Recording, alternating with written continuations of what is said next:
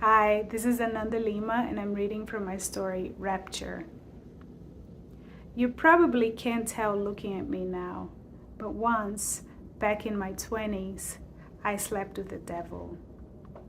We met at a Halloween party in some closed-down store space in Union Square in 1981. I was nursing my third snake bite in the corner. Silhouettes danced to memorabilia, backlit by a makeshift red and blue neon installation stuck to a crumbling brick wall. The devil was sitting alone on a beat-up brown corduroy sofa. I was Inauguration Nancy Reagan, a duffel-like red dress and hat, black gloves. He wore an ill-fitted suit and a faded orange wig. I walked up to him and asked what he was, yelling over the music. He said he was the future. I told him his costume sucked. He said he was often misunderstood, scanning the room as if hoping for a specific somebody else to show up. I recognized something of what I'd been carrying inside, mirrored on his face. I thought my friends had stood me up. In my mind, I superimposed said friends, Michael and Angela, over the scene. Michael and Angela as I introduced them at the company Christmas party.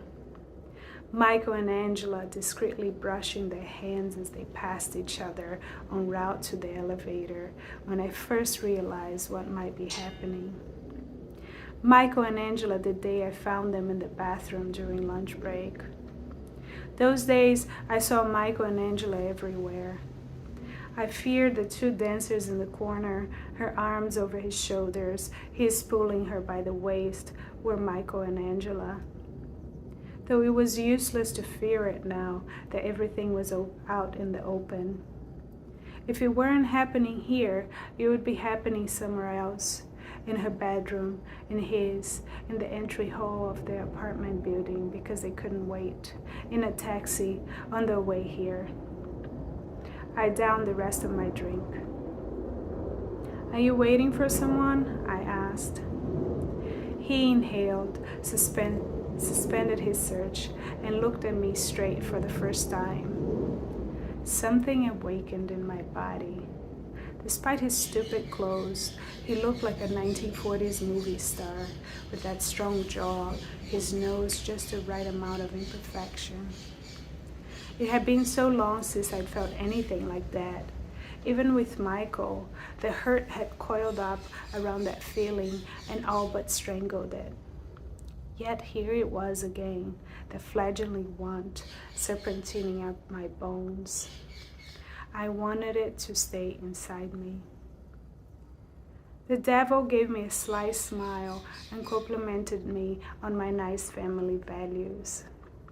I held my fake pearls, feigning shyness, and sat next to him, then stretched my legs over his lap. I grabbed a cigarette and dangled it from my matted red lips as I fumbled for my matches. He offered me a light. It was as if he held an invisible lighter. There was his hand and there was the flame. But it was dark and I wasn't exactly sober. I leaned in. He moved the fire an inch away from my reach and said I could just say no, smiling as if it was some kind of insider joke.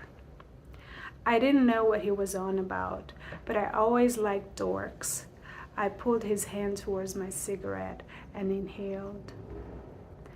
A heat flooded up from my fingertips where they touched him.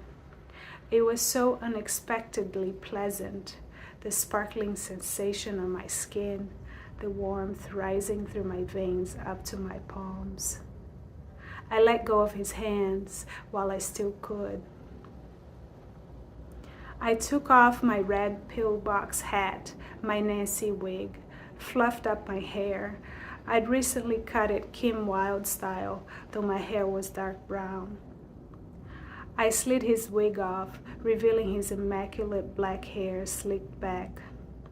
I covered it with Nancy's hair while facing him, our mouths inches away as I adjusted the wig and topped it with a red hat. Remaining close, I stared into him and put his orange wig on myself. He didn't look away as other men would have. Blondie's Rapture started playing. Our lips were on the verge of touching. Deep into his black eyes, the reflection of the red neon looked like fire.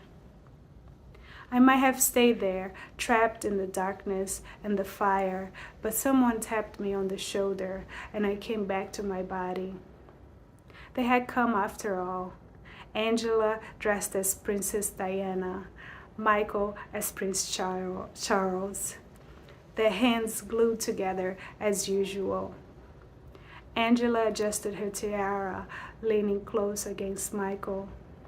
Their costumes were brilliant, and my heartbeat was choking me. I wanted to vomit. "And you are?" Angela asked the devil. The devil answered he was the devil. "What happened to the future?" I asked. He said the future was his costume, but who he was the devil.